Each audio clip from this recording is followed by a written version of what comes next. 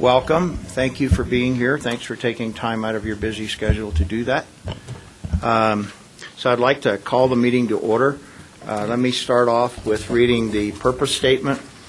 The primary objective of the CAC is to ensure capital maintenance and public transportation projects and programs approved by the voters at the November 2nd, 2004, November 6, 2012, and November 7, 2017 ballot measures are accomplished with PPRTA funds. This committee reports directly to the PPRTA Board of Directors. All right. So at the moment, all of the alternates can vote. David, you're at risk if one of the other regular members come in. So get your spiel out early, right? All right, very good. Do I have a motion for approval of the agenda as presented? So moved. Second. From Brian, second by Reb. Joe, thank you. All those in favor, say aye. Aye. Any opposed? Thank you. Do I have any public comment for an item not on the agenda? Seeing none from the members, anyone from the audience that has a public comment? Seeing none, thank you. We'll move on. Approval of the minutes from the February 6th regular meeting. Do I have a motion? Joan? Moved as presented. Any second? Second from Tom Fiersma. Thank you. I have a correction, actually. You have a correction? Okay. If you look under the attendance roster on the third page, Yes? we have a disconnect on arrival times for Brian. For me, it says I arrived at 2:17 and 1:50. Oh, Oh, Yeah, Is in fact 217. it was 2:17. okay. I double checked. So as the correction should say 2:17, and I'll amend my motion as corrected. You amend your motion to correct as any other corrections or additions to the minutes? It has been said I can do time travel, but clerk and supervisor. Okay, so we have a second given the correction? Second. Second, Gene, okay. All those in favor? Aye. Any opposed? Thank you very much. Ms. Beverly, financial reports. Good afternoon. The December sales and use tax figures came in, and we were $9,648,000, so we were over the monthly budget by $433,000, or for the whole year, $4,565,000. So that is finally final. nice to see December picked up. Yeah, it wasn't too bad. So on page 2 then, compared to last year's actual, we were ahead of that at the end of the year by $5,481,000. That's good. So then we will have additional interest revenue of $2,781,000 to add to the $4,565,000 of sales and use tax in excess of budget, and then that will be allocated in the mid-year budget amendment.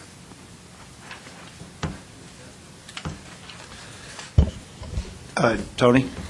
So, based on these numbers, Beverly, what is the actual number then that we are able, if we do, to contribute to the I-25 cap Oh,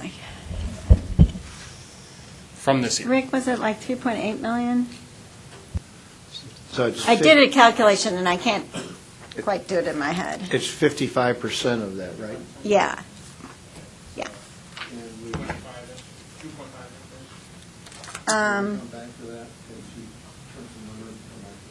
I have it upstairs in my desk. Okay. Because it also includes, the calculation includes the savings of the admin expenses, because then that goes right back into the budget. So I'll get that and let you all know.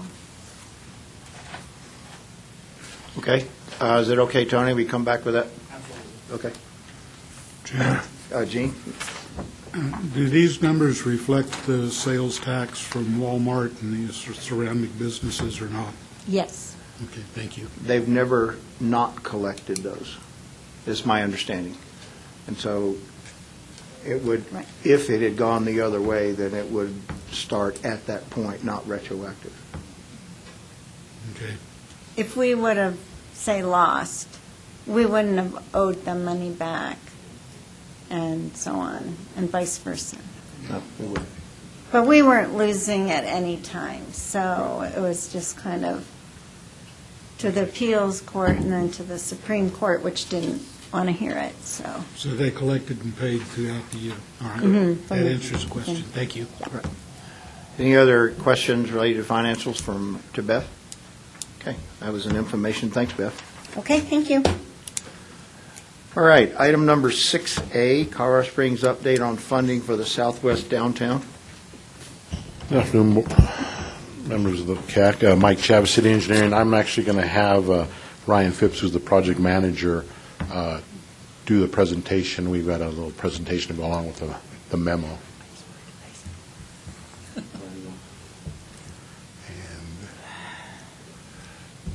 Oops, no. And that was the memo there.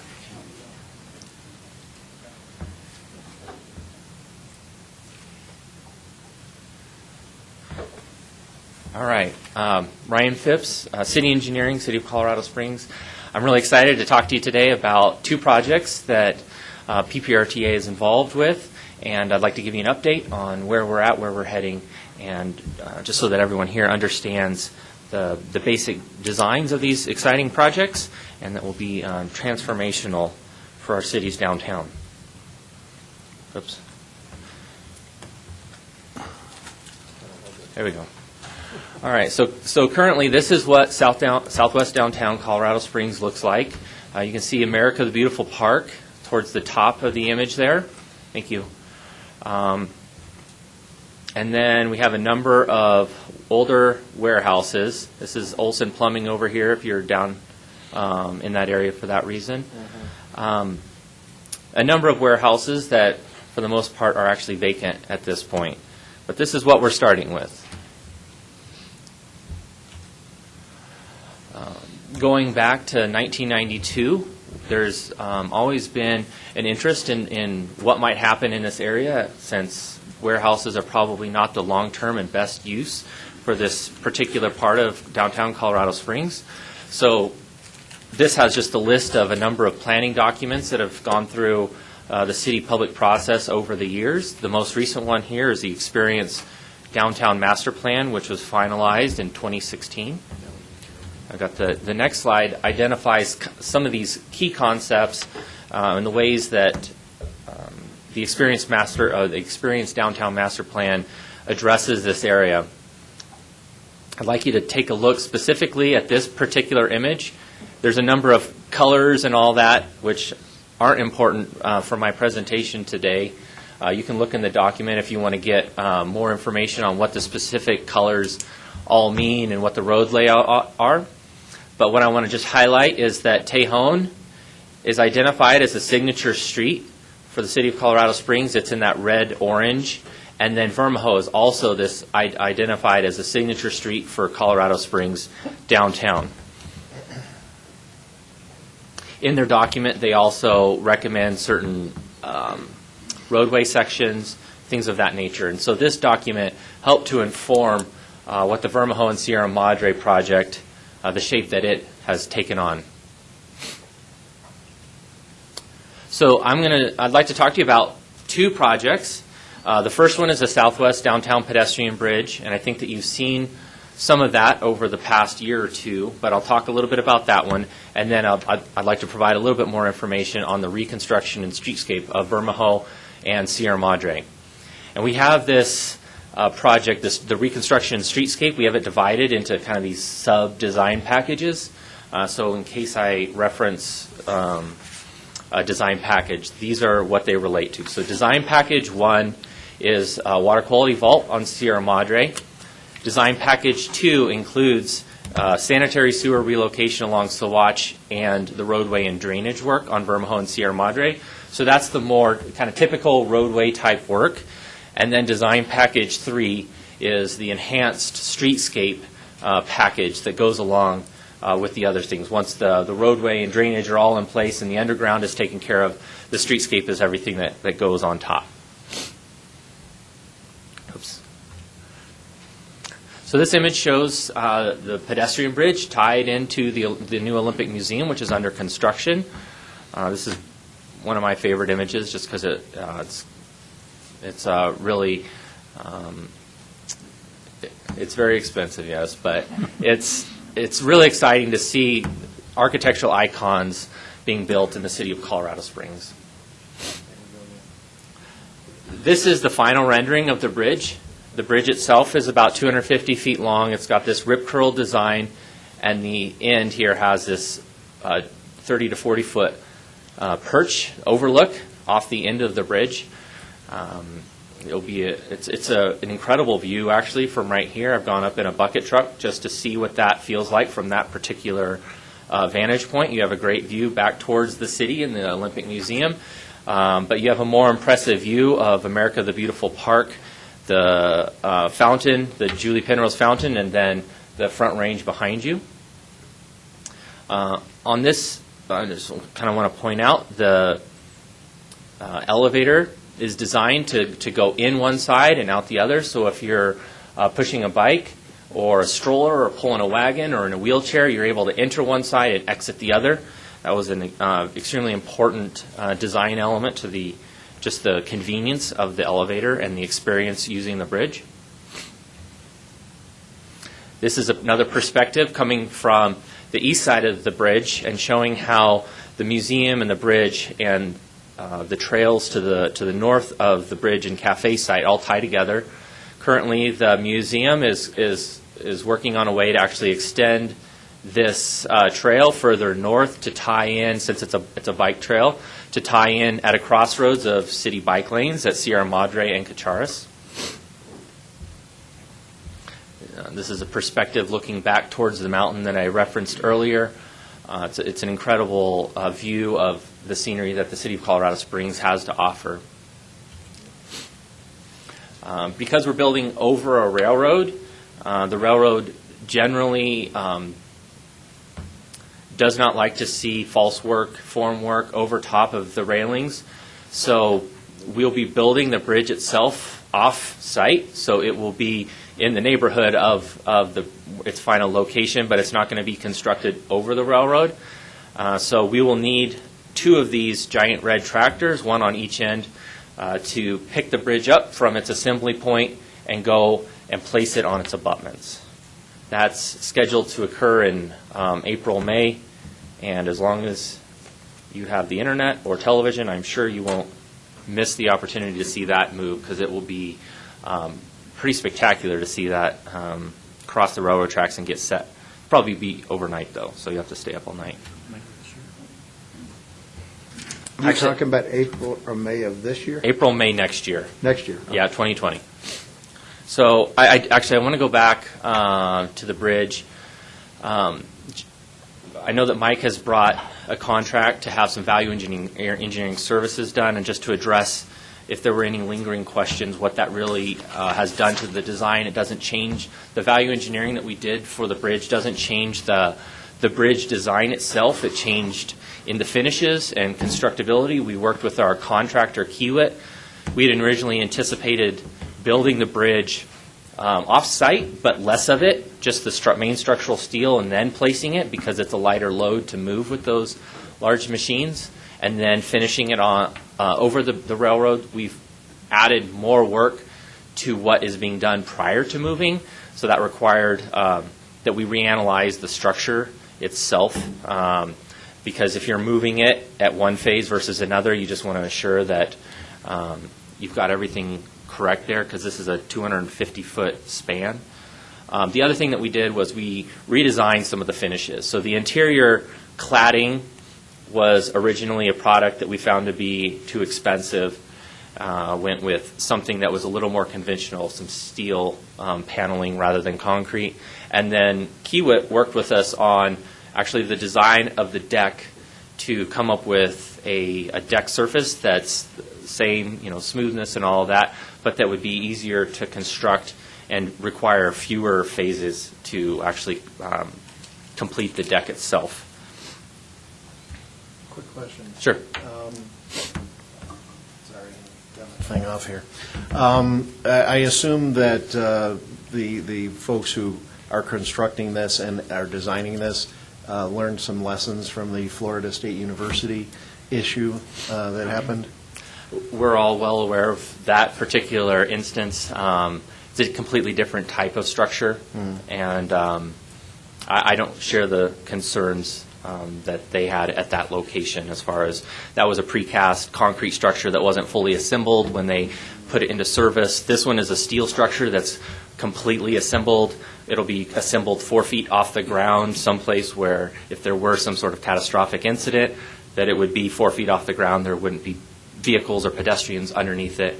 And when we pick it up and move it, it is one complete final structure. Okay. We'll have to get up there and do, railings and lighting, but it is 100% structurally complete when we set it on the abutments, which is different than the Florida example. Okay. Thank you. I'm sorry. Just a quick question on the railings. Doesn't the railroad have a requirement of some sort of height? Yes. So is it obstructing the views? No. Typically, whenever we build a bridge over the railroad, we would use 8 to 10 foot tall chain link fence. That doesn't really fit with the aesthetic that the museum and the architects of the bridge are going for. And so we're using a product that still provides that same height barrier, but it's an X mesh. It's just a fancy chain link fence, but it's a much smaller gauge, and it's probably quite a bit stronger actually, but it won't impair the view. It'll look like that, but there will be that mesh up there so that you can't throw an object onto the railroad or climb over the railing and fall on the railroad yourself. Mr. Chair. Brian? I realize that we're looking at a cutaway on this. Will this be closed a certain time of day, like 8, 9 p.m. until? It's as open as any of the other trail bridges we have in the city. What about security? I think that the museum and the district will probably have an interest to provide security in that area, but it's not a private asset, so it's not closed at any one point. It's Thank you. follow the same procedures as the other trail bridges. Okay, go ahead. You got a question?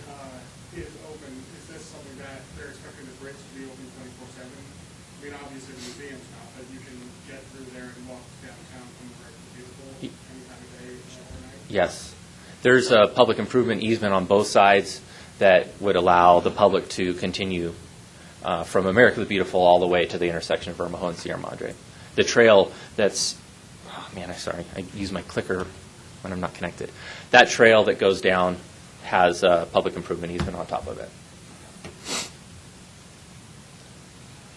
All right. I'll move on to the street. I'm trying to move quick. I know you guys have a lot of things to look at today, so I'll answer any questions you have, but just trying to be respectful of your time. So the street is Vermejo, Sierra Madre. Vermejo is the east-west street. It's 6 blocks long from Sierra Madre over to Wasatch.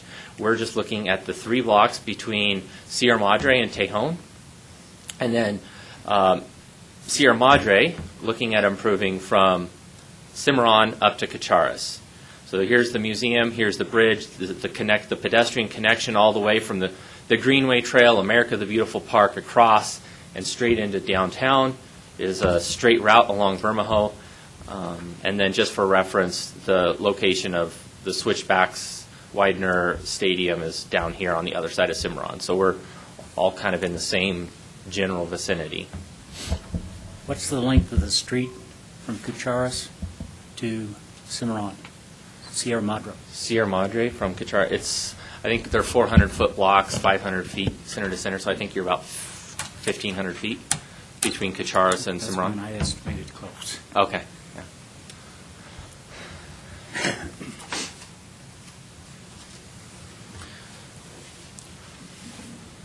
So we followed. I keep hitting the clicker. Sorry. Set it down. We went through a stakeholder process with entities within the city, within downtown, people that had specific interests adjacent to Vermejo, as far as development, future development, what might come along, to develop what does this road need to look like. And a couple main things come out of it. One, currently, there are 4 lanes of traffic on Vermaho, again, a 6-block street with parking on the outside and inside of those lanes. What came out of the stakeholder process was that we didn't need 4 lanes for a 6-block street, and we could probably find better use for that real estate. So we have a 2-lane road with 2 lanes of parking for 6 blocks, or in this case, we'll be doing just the 3 blocks to begin with. And then the area to the north side of the right-of-way is an opportunity to have a pedestrian plaza, which extends from the Olympic Museum all the way over to the Pioneers Museum. We feel this is, and the stakeholder group felt this is a better use of the really wide right-of-way that Vermaho has. And so the key elements that you'll see when this is implemented is, one, the offset alignment of the roadway. You'll see a pedestrian area that's adjacent to the roadway. Part of it in the Southwest District is intended to be paved with granite pavers, which is something that you may have seen up in an urban Denver type of application. We don't have a lot of that here in town. But that's within the district. That's the intent. You'll also have widened sidewalks on each side of the right-of-way, and then we're installing 3 rows of trees. So the one on the south side is really kind of a standard urban downtown type of application where you have a planter and trees. On the north side, the intent is for these trees to actually form a canopy over the pedestrian pathway here, so that when you're walking from America the Beautiful Park or the Greenway all the way into Tejon, that you have this really comfortable and an exciting pedestrian space to be. You're not hanging out on the edge of a roadway where there's traffic, but this is a really comfortable place to walk along. I'm sure the homeless will appreciate it. We expect that all citizens will appreciate it. I'm sure they will. The roadway here for the 2 blocks is going to be curbless. So we have a drainage system running along where the curb and gutter might be, but it's going to have really just a slot drain, and it will get tied into the drainage system that way. I want to flip ahead really quick to the next slide, just illustrate. This is not just a reconstruction of a roadway. So the PPRTA list includes a few roadway reconstructions where the roads are falling apart. We need to fix them. We're going to go back. This is more than just roadway reconstruction because of its tie between America the Beautiful Park and this linear pedestrian park and pedestrian connection into downtown. We want this to be a place, and as redevelopment occurs, we expect that Vermaho Avenue will be something that a place that people will go to and identify with. You can think about like Tejon. Tejon is actually a place. It's not just a street. There's contrast the difference between Weber and Tejon. They're both approximately the same size street, but there's a difference when you go to Tejon, right? You can go, you find a place to park, and you might walk up and down Tejon, find a place to eat, pick up a gift for a friend or a family member. If you have business to do, you can do it along that corridor. It's a place to go. Old Colorado City, I think, has a similar feel where, again, go find a place to park, and then you just walk around. Whereas if you're out on Powers or Academy, you're going to pull right up to Dick's Sporting Goods, go buy a ball and a glove, and then you're going to head home. It's not so much of a place that you walk around. Go ahead. Are there any plans to move the Justice Center or the Sheriff's Office?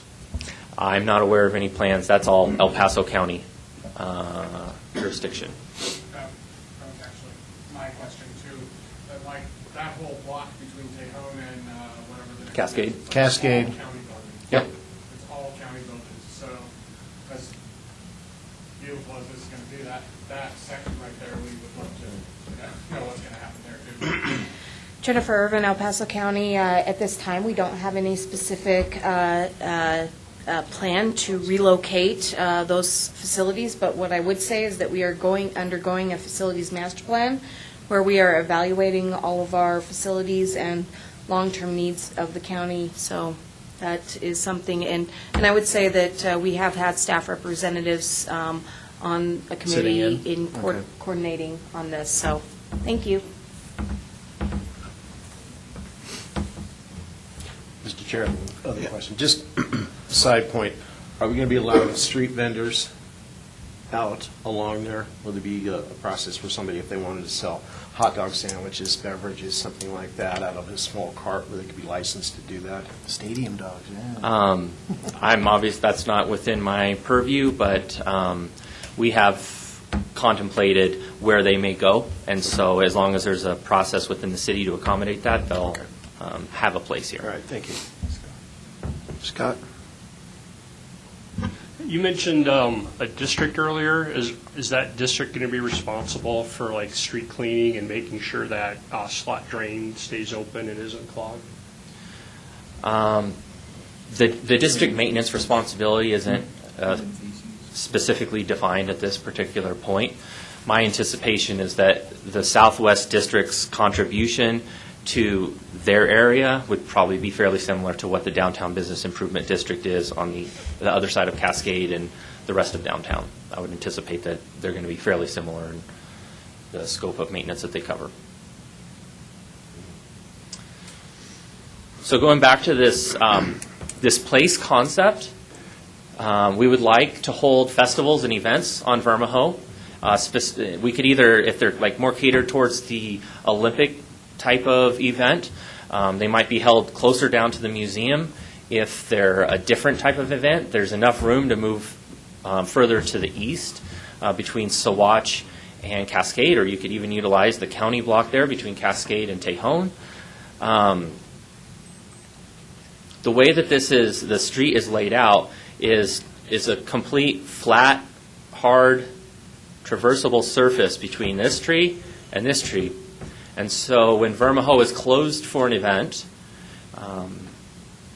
this is where all the tents would set up. This is where the festival would occur. And you'll notice that one benefit that Vermajo has over an event on Tejon is that on Vermajo, we still have sidewalks on the outside of the event space so that pedestrian circulation can continue to occur. You're not necessarily having to weave through the event. If you have a place that you need to be or to go, you still have that ability to get in there. Businesses are accessible probably a little easier that way because you have these planters that help kind of keep the event space happening within here. These show pretty wide, so we're anticipating that as development occurs, or even on the county block, there's a cafe there, that in these widened sidewalk areas, you would have the ability to do on-street cafes like we have along Tejon there. It's Denver. Okay. One other thing before I move along to the next image is that pedestrian safety along Vermajo, because we want this to be a place, we want this to be a location where festivals occur, where pedestrians are milling around. Pedestrian safety has been high at the list of every decision that we make. So we're looking at radiuses that are a little bit tighter, just to cause vehicles to be aware of where there's a pedestrian area versus a roadway area.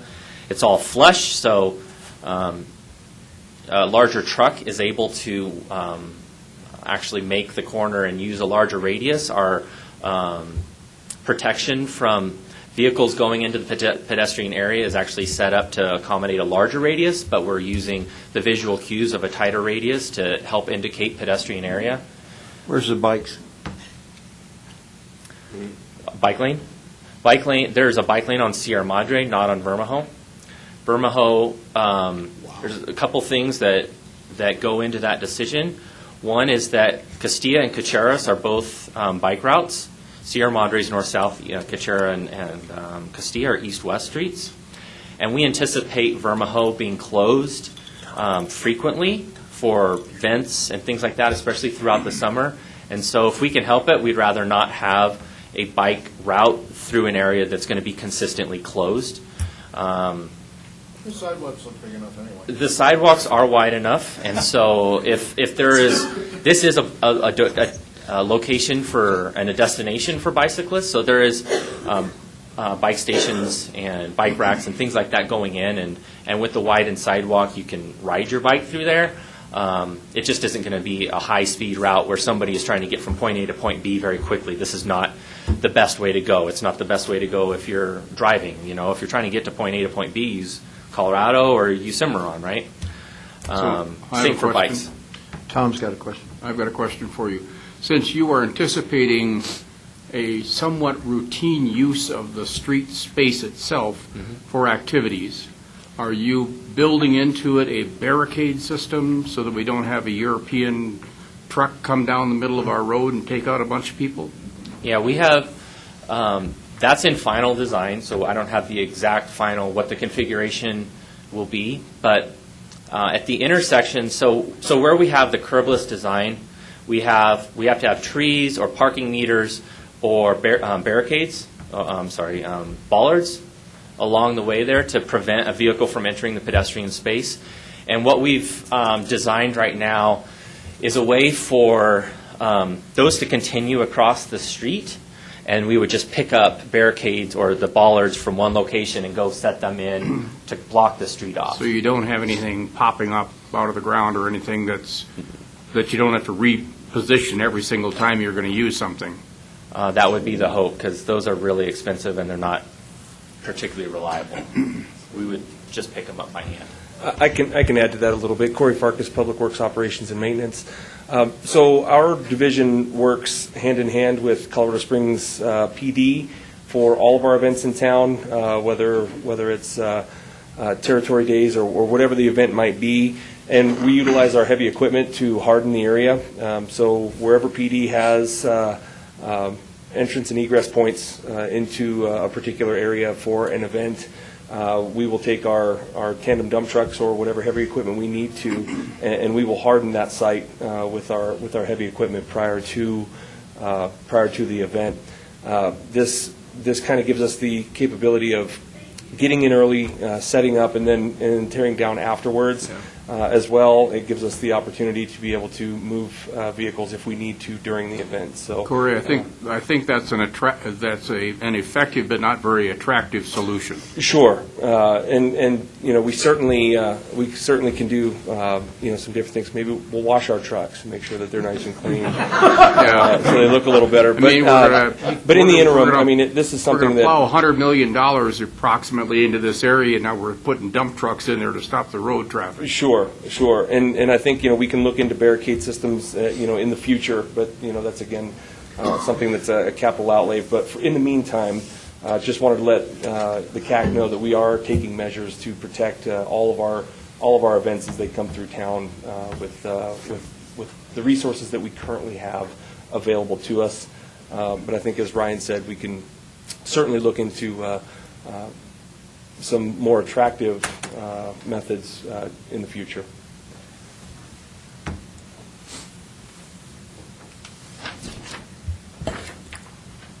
And specifically on the bollards around the sheriff's office are actually of a higher standard than what these are. So. You can take swinging gates, metal gates too, that just pull them into position and lock them. There are a number of alternatives. Before I move on, the granite paving, the offset street are really some key things that you'll notice. You'll also notice that the lighting is a little bit different. It's going to be more of a kind of just a pencil, just a smooth, clean cylinder with light on top. And it's actually designed so that the light element is at or below what we expect the canopy for the trees to be at. So this should be a very well-lit street. And these trees are probably the part that I'm most excited about with the street, because urban trees are really, really difficult. There's a short lifespan. Most trees in the urban environment don't last much longer than 7 or 10 years. And the ones that do last that long, they're hoping to die. They look terrible. They're just not healthy. They don't have a way to grow and expand. And so trees are really valuable for that pedestrian experience. And so what we're doing along Vermaho is to provide a way for the trees to truly grow and expand, to get the water and oxygen that they require to grow and not to be tied into a really tight 5x5 concrete box that has compacted earth all the way around it. So these trees will have a system underneath it, and you can see kind of the white milk crate looking thing there. That's about 3-4 feet deep. And what it is if you view it as kind of a milk crate type of thing, we'll set that in the ground and fill earth material into it, but the crate itself will provide the structural support for the sidewalk on top of it while leaving the fill fairly loose. That allows the tree to grow out into this uncompacted earth area. It also allows us to divert water from the street into these areas where you have uncompacted earth. That water is then treated and cleaned before it's then discharged back into the main drain system. And this is probably one of the most exciting parts of the project to me, because I know the value of a tree and how important that is in the urban environment, but then also how difficult it is for them to grow and to thrive. And so we're hoping that this system will provide the trees the ability to grow, to provide the shade, the canopy, the value, while at the same time we're also treating water as it comes off of the street. This is just one of the renderings, what it looks like. This is approximately in front of the El Paso County garage and their administration building there on the corner of Cascade and Vermaho. So walking towards the museum, this is if you were on the north side of the street, walking along that pedestrian walkway there, you can see the row of trees against the parking, the bollards, parking meters, lights, any other street furniture that needs to be in there. On the other side, you have that bit of a barrier with the planter area, opportunities for seating within that area, and then the outside sidewalk.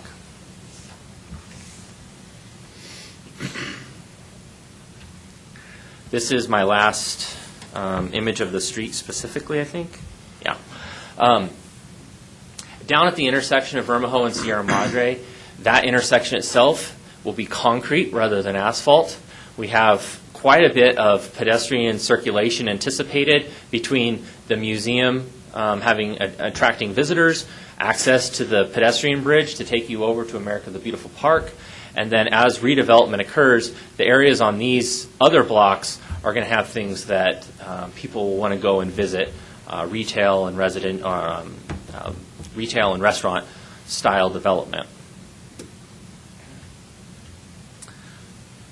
I'd like to talk about the schedule real quick. We have already started the pedestrian bridge work. That contract was executed towards the end of December, and that was initially just to get the steel for the contractor procured. So they've been working on that for the last couple months. There's a change order that we were requesting approval of this month, which is to execute the balance of the contract, which is fabricate the steel, assemble it, and install the bridge. We expect that the bridge will be complete by the end of Q2 2020. The water quality vault, the Saguache sanitary sewer relocation, and the roadway and drainage is also in another contract that you will see this month. And that is, we'd like to get that started as soon as possible. We expect that the vault should be done by early summer. The sanitary sewer work that's all along Saguache from Moreno all the way up to Colorado Avenue will probably take us about a year to complete. The roadway and drainage portion, which is Sierra Madre and Vermaho on the blocks that I described earlier, we expect that will take us at least till the end of the year. And then Later on this year, once the design of the streetscape's complete, we'll have a change order to incorporate that work into the contract, and we expect that to take about a year and be complete by end of Q2 2020. So before I get into the funding, I do want to talk a little bit about what we're doing. We're not just reconstructing a street in a vacuum here. The Southwest District is this whole area, and there's a lot of private investment in this area that is moving forward. So the museum itself was kind of the catalyst, but all these other buildings that are being shown within close proximity of the bridge are actively being designed and moving forward towards construction.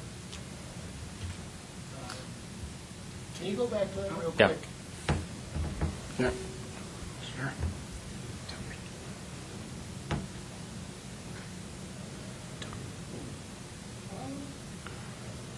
Yeah, I know. Brian was getting ready to say. I'm just. Oh, okay. I'm All looking right, over. Tony, go ahead. How tall are those buildings that are being designed right there? I don't know their specific height. It looks like they're quite tall. Because I know that when the El Paso County, the judicial building went in, there was a huge public outcry over the height of that, and that's why they had to bring it down because of the view corridors from the Pioneers Museum and stuff. And if this is in basically the same spot, which it kind of looks like it is, it seems like these might run into some political opposition, I'm going to guess. The courthouse is right there. The If I may- courthouse is right here. Yeah, Yeah, the Pioneers Museum is right behind it. right. And the courthouse had to be redesigned accordingly. Yeah, it had to be lowered. The other concern is, several years ago, I was involved with a development that was supposed to take place near the City Hall and City Auditorium. They called for a 26-story building to be built there, and the studies that had been done on it were poorly, showed poor and lack of design, taking into account our weather here.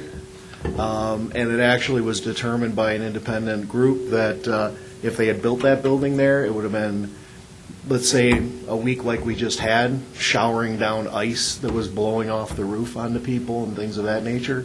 It's also another reason it was heights are a concern, not just because of the view corridor and the original design of the city, which was supposed to be very open, bright, light, wide avenues, but the weather considerations that we have here as well. Are these buildings actually planned for that height? These right here are just in a model. They're Okay. not. They're not. These are not what the final projects are going to actually look like. Someone might want to talk to the people who are having these concepts about the history of this. So. Yeah, because this goes back a long time. It was the Cooper Tower project, but I believe. The other concern is, you said they're already in the planning stages. Has there been any public outreach at all regarding that? I'm not sure of the planning process, so I can't really speak to that. I just know that they're developing plans Okay, for how would certain we, sites. or how would a citizen find out what the heck is going on? Regional I planning, would maybe? anticipate through the standard planning process. So they'd have to I get in don't, touch but I am with not an regional? expert on Okay. the planning process and how and when the milestones are for public comment. Okay. I'm assuming also that one of the checklist items in all of this was talking to the railroad about, do they really need all of those tracks at that sorting yard? That hadn't come up. We are taking away, I think, 3 siding tracks, but the railroads are really not entirely open to suggestions of how to operate. I've worked with them before. They listen and then they walk away. We own it, it's mine, I'll do what I want to with it. Yeah, Brian? we are Just- taking a couple offline, but yeah, I think they fully utilize that yard, and Okay. based upon the exchanges for other things that we were trying to work with on the railroad, it wasn't an area that we really wanted to push. Some people did bring it up, but we never talked with the railroad specifically about getting rid of the yard. Brian? Just very quickly, being a native, I was always told, and correct me if I'm wrong, that when General Palmer deeded the land, there was to be no building above 3 stories to prevent any blockage from seeing Pikes Peak. So Antlers I'm not aware of leaving that. right up front, so. Yeah. Well, it was his hotel, so. Okay, let's keep going, guys. Just a word on the private development that 5 million square feet of different types of uses, so it's a mixed-use type of development. There's anticipated to be about $2 billion in investment in the Southwest District itself over the next 20 years. They've got 4 phases of construction. We're working within Phase 1, obviously, because warehouses are not a part of the phase of construction. So we're part of the initial phase of implementing the $2 billion of investment to realize the full potential of the space in the Southwest District.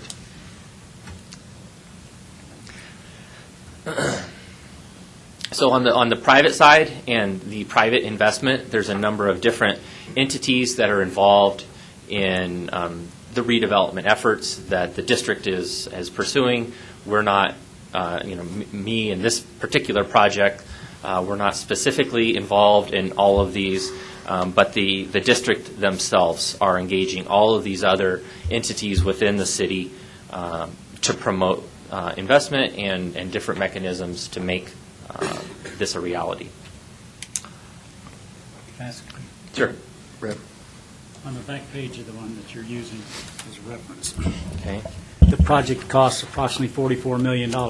Yep. Can you tell me who USOM contribution is of $250,000? Is that the U.S. Olympic Museum? Correct. So they're building this huge facility and expect everybody else to contribute $43.75 million to build it, and they're contributing a quarter. That's the calculation for their frontage improvements that are necessary with development. So we're doing the design so that seamless street that I was showing ties in, and we don't have 2 different engineers and architects working separately to create something that might look similar, but ultimately have a grade break between the museum plaza and the streetscape itself. So they're just contributing to the cost of constructing their frontage improvements. So this is the use of funds slides, just kind of walking through where the total costs are for all of this. The bridge has obviously the engineering and architecture requirement to it of about $2 million. Railroad expenses, which is what the railroad requires when you're working with them. They have reviews, they have fees for flagging. We're going to have to do some track protection to accommodate any and all of their concerns. That's about $1 million. The bridge itself will cost about $12.3 million, and then we're still working on refining the west landing. So the west landing is the area with the elevator and the staircase on the west side of the bridge that leads you down into America the Beautiful Park. So the total project cost is almost $18 million. The streetscape of Vermejo and Sierra Madre, which is 6 blocks, the professional services, the engineering, the landscape architecture, the CM services is about $3.5 million. The vault on Sierra Madre is going to cost us about $1.5 million. The sanitary relocation between Moreno and Colorado is a little over $3 million. Roadway and drainage, about $7.5 million for those 6 blocks. And then the streetscape is estimated to cost about $10 million for those 6 blocks. So we have a total street work cost of about $25.5 million for a total project cost between these 2 projects of about $43.3 million.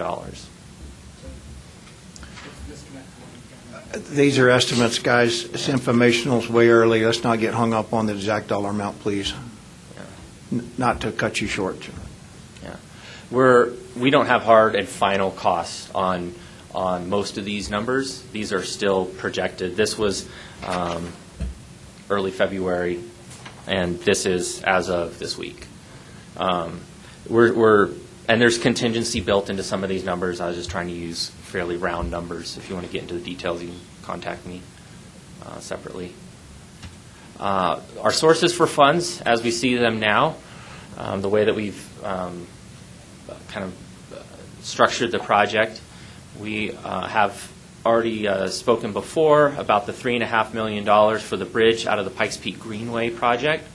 So far, about $400,000 back in, I think it was 2016, was allocated to the design contract out of PPRTA traffic program. This month, we are requesting the $2.8 million to go towards the roadway and drainage element of the project.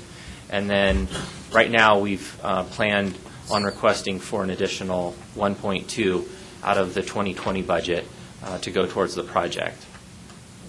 Utilities is covering the cost of all of the sanitary sewer work along Saguache. So that's at the 3.5, so that covers design and construction expenses. We have a couple IGA projects from the Stormwater Enterprise in this neighborhood, and so they're contributing at approximately $1.3 million towards the stormwater infrastructure.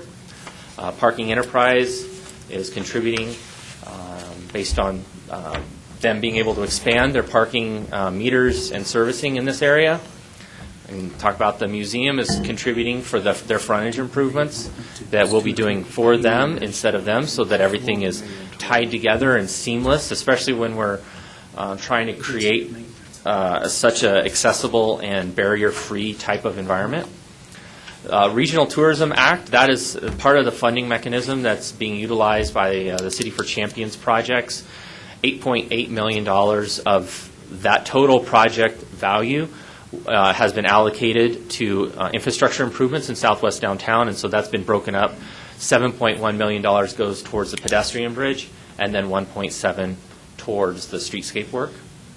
And then the Southwest Downtown Business Improvement District is contributing, and we're approximating at the $20 million level. So we want them to be able to cover the streetscape, the premium, the above and beyond what is a standard city project, also contributing to the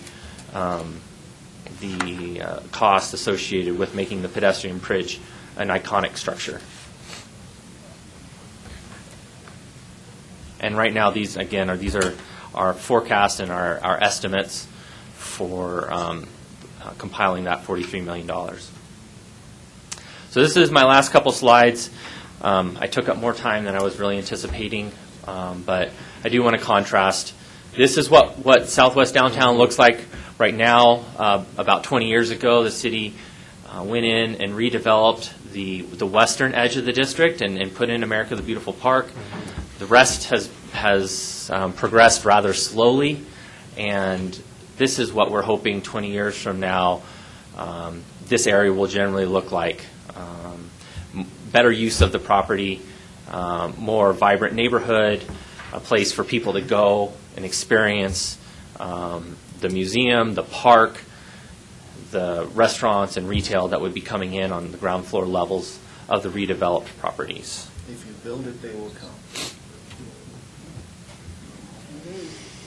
How often have we heard that? Thank you, Ryan, for that informative briefing. Just recognized there, some of the folks were questioning, there's a little bit difference in your numbers, understanding you're at different phases of the project and what's going on, so that was generally one of the questions. So I have one question. Tom? Is there any money in there for removing some of these adjacent warehouses that are all vacant at this point anyway?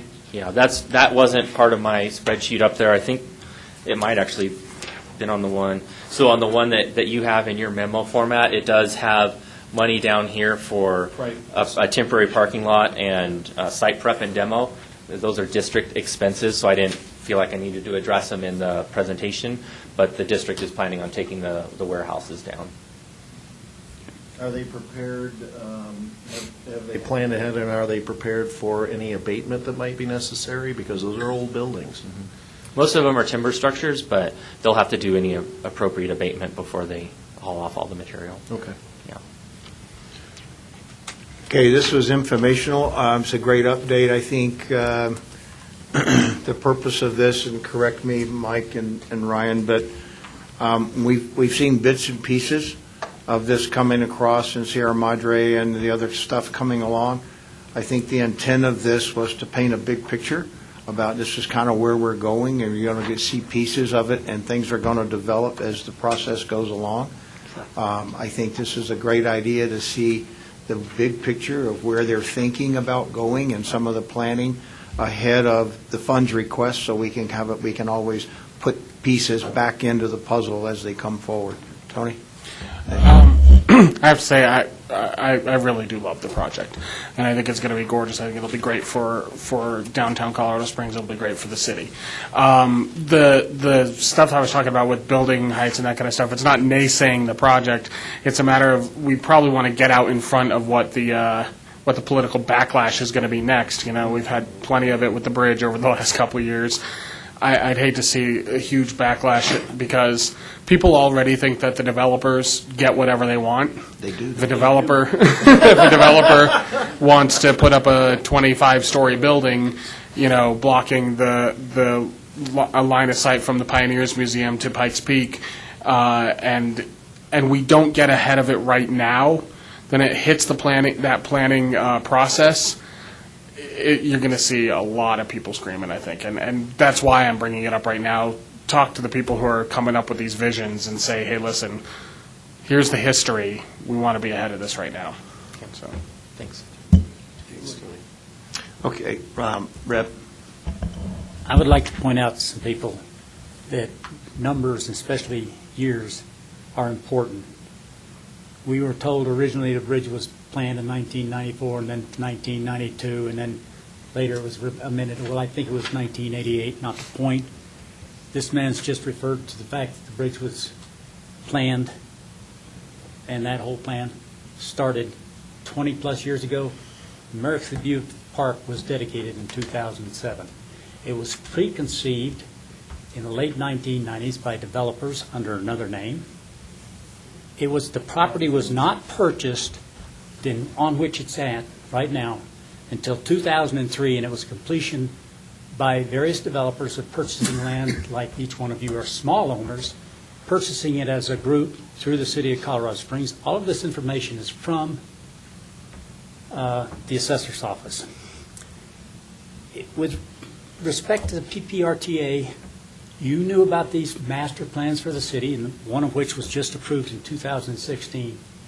In 2003 was the concept of the PPRTA and the wording of a ballot initiative. That was in 2004, passed, and started in effect in 2005. Now we're 15 years later. They've got all sorts of plans, and they want money from the PPRT for stuff that has to do with roads, and it wasn't on a ballot initiative. First time or the second time? Now, I understand the way of government, but I'll be damned if I understand why all of a sudden PPRTA is a source of funds no matter how we word what we word. And I am tired of getting conversations from the public is, why isn't this stuff on a ballot? I'm not talking about, yes, a bridge that is now $17 million. It's $3.5 million, and that was the last of it. I know I'm speaking out of turn now, but you're asking for $4 million today for new construction. I don't care what you call it. It's new construction as far as Sierra Madre. There are no sidewalks, haven't been for ages, and don't tell me there's a line item under maintenance, and don't tell me about the line item of intersection improvements. Sorry, I will say nothing more today. Thank you. Okay. Any other questions on Ryan's presentation about the update? Can we get a copy of it? Of the slides? Yes. Yes, Rick talked to me, and he has it. Okay. So Thank you. That was my question, too. Thank you. Okay. Thank you again, Ryan. Appreciate that update. Yeah, thank you. Okay. Item 6B, which is capital projects line item transfer. Good afternoon, Mike Chaves, again, City Engineering. So we are requesting some fund transfer from the Dublin project to the Academy Bridge over Cottonwood Creek. The Academy Bridge project, we came last year and funded it. We put in what we thought we need. A couple of things have come up. One, we didn't really know what the utility cost share was going to be, so we didn't budget that, or we had some numbers in there, but didn't really know exactly where it was going to land. And then the creek improvements under the bridge to protect the bridge, we had changed the design, and we had estimated it'd be about $1 million, but the actual cost of coming in about $1.3 million. So what we're asking for is taking $500,000 out of the Dublin project and putting it into the Academy over Cottonwood Creek Bridge. Dublin project is done for the most part. We got a little bit of work this spring, so we'll leave enough money in there to finish that up. And then the remainder's going into, we're requesting to go into the Academy project. Okay, Brian? Two questions. You said the numbers for the electrical, the utility stuff wasn't, and I can understand it wasn't perfectly well known. Do we have any idea how much the difference between what you estimated and what it finally was? Yes, as a matter of fact, I met with my counterpart in utilities because there's a disagreement, and we basically said I made some offers that I think are fair, but this dollar amount would cover that. Okay, and with regard to because I remember we were talking greatly when this item came up about the scouring and making sure we protect. Can you go into a little bit of detail on how you redesigned? What you redesigned, the cost, Yes, so I think the original idea was just to armor the channel under the bridge and a little bit upstream, downstream, but we didn't feel that was going to work, so we actually built two drop structures on the upstream and downstream end to basically slow down the water and energy dissipating, and those drop structures are kind of expensive. Okay, and that will greatly extend the life of this? Yeah, basically we anticipate not having the creek erode. Sounds good. Thank you. Rev? I'd like to make a motion to approve this line item transfer. Recommend. And Cheryl, the second. Any other discussion? What? Rev, sorry. All those in favor say aye. Aye. Any opposed? Okay, motion carries. Thank you. All right, item 6C, City of Colorado Springs. Contracts. Okay, so we have several contracts. We're looking for an approval to recommend approval to the board. First item we have is a change order to Kiewit's contract for the America the Beautiful Bridge. The initial contract was $1.2 million of non-RTA money, and that was to purchase the steel. We are now awarding the construction of the remainder of the construction of the bridge, and we are requesting using $384,000 of that RTA money out of that $3.5 million pot. There was about 1.3 available, so this 384 will come off of that. We're keeping tabs of where we're that running total. So that, and then the rest of the contract is of the other funds that Ryan alluded to, the private funds and district funds and stuff. I'd like to make any questions on the funding request and what they're doing here? I'd like to propose a change in the memo, the wording of the memo under project description. In the very first line, I'd like to strike RTA funded, and I'd like for the sentence, suggest the sentence say that the downtown pedestrian bridge is a pedestrian bridge that can connect America Beautiful Park, Pikes Peak Greenway Trail with Southwest Downtown near the intersection of Vermejo and Sierra Madre. And then I'd like to insert PPRTA is providing $3.5 million of funding for the bridge, and then say additional funds for the bridge to construct The way it reads right now, it's a little misleading in that this pedestrian bridge is an RTA funded. It is not. It's partially funded with and RTA. I think I had that wording before. I can change that. Yeah, so I'd just like to make it clear that this is not an RTA-funded bridge. It is contributing to this bridge. And I'm so- going to do that. Can I ask another question? You said this brings it down to about $900,000 left out of $3.5 million. What is your intent to do with that? The city's, not you personally. If we're going to party, I hope. A good chunk of it we're going to use for railroad costs. Ryan, right? Yeah, railroad costed about $1 million is what you were estimating. I left enough in there to cover the railroad expenses at this point. Yeah. So it's still under that 3.5. Can I apply for that job of holding the flag for the railroad guys that sits in his truck and charges us $1 million?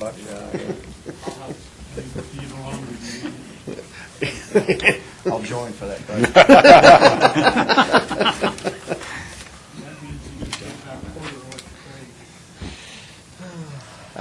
Okay, Mike, All any right, other yeah. questions on that from anybody? I have one other. Speaking of which, you've got three side train tracks off. Is that correct? Did you have to pay the railroad for them? No. Well, I'm just wondering, they should give us a discount then on the flight. Never. Yeah, if you go work at a discount, we'll take it. The railroad. They're actually much better to work with, but they do have some pretty strict things that they adhere to. All right. Okay, next item is approval of a contract for the street reconstruction for Wildcat Construction, and in this memo, we're requesting that we use the $4 million of the RTA. We are looking at the 2.8 of maintenance and the 1.2 of traffic operations. Right now, the way we have this structured, we're taking the 1.2 out of traffic's maintenance thing, but we can discuss maybe doing capital. We're looking at, we'll actually budget this money next year, but we did want to secure the 2.8 for sure. And then the 7.9 comes from the other non-RTA sources. And the reason for Ryan's presentation was to kind of show kind of what the total we're looking at of RTA we're looking at contributing to this. And real briefly, we have these traffic maintenance and capital projects for improvements, spot improvements, and I know it's been controversial and actually caused some heartburn on both sides of the aisle. But one of the things is we can't anticipate all the needs that we're going to need through the city and put it on the list on the ballot. And so the way we're viewing this, the way I view using this RTA money in Southwest is it's an area that's going to be developing and it needs upgrading. And if streets went in there to just, if they wanted to have just overlaid the existing street as is, they couldn't. With ADA requirements, we would have had to put in the sidewalk and the ramps. And so we figured rather than do that and have it torn out or put it in the wrong spot, we work together with the whole conglomeration so that we can put these improvements in the right spot in the right way and use the money that we would have put in there anyway. And it's no different, and I know people think we're doing this for the museum, but this is no different than when we're up in the northeast part of town and we have to improve an intersection, change a signal or widen, some of the streets or intersections. As that area grows away from the actual development, developers really aren't responsible for fixing, some of the stuff they're causing by the generation of traffic. And that's why we use this money. So we view it as we take this money and put it wherever improvements are needed to alleviate congestion and help improve safety. Tom, you had I know if you are in a historic district and you are working on a building, a certain percentage of the building has to remain the original in content. in order to be qualified. Is there the same kind of a thing here if you're going to use these sort of maintenance, street improvement funds, that a certain amount of what was there before has to remain? Because if you're tearing it all up, it's a construction project. No, there's no requirement, historical There requirement. should be. Well, I think we don't want to leave that old asphalt. The intent is to take it out. There's nothing really historical other than old bad pavement. No, There's I no- understand that, but I'm saying there should be a definition of a tipping point between maintenance and construction. Mhm. And that's always been kind of a thing that we've kind of struggled with. A friction point. I think we will be more cognizant of how we use capital maintenance from now on, let's put it that way. Brian?